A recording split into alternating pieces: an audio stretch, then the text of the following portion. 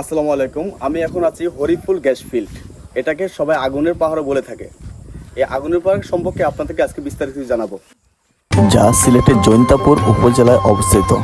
বাংলাদেশের প্রথম 1955 সালে প্রাকৃতিক গ্যাস সন্ধান পায় তৎকালীন পাকিস্তান পেট্রোলিয়াম পিপিএল।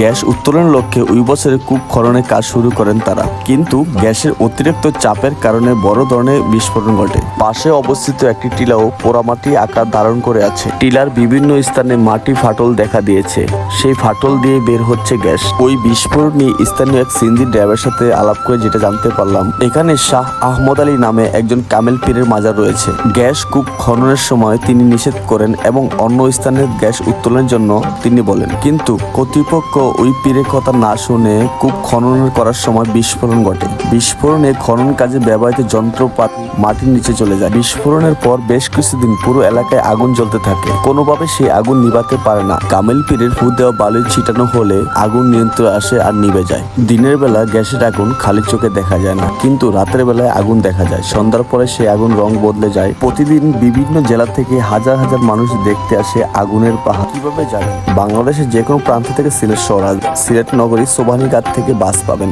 বাস থেকে নামবেন হরিপুর বাজার, সেখান থেকে অটো পাওয়া যায়। অটো নিয়ে সরাসরি চলে যাবেন হরিপুর আগুন পাহাড়। জাফলং যাওয়ার জন্য সিএনজি রিজার্ভ করলে অবশ্যই যাওয়ার সময় দেখে যাবেন।